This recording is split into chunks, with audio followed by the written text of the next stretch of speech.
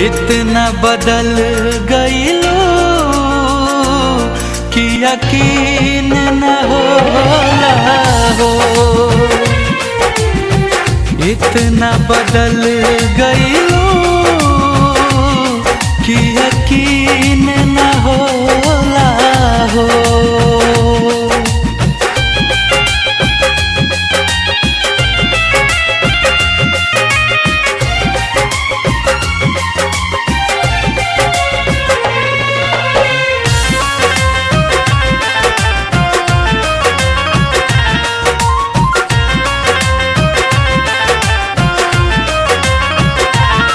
बड़ी फुर्सत से तुहके भगवान बनौले हो। बाकी दिल के जगहिया पे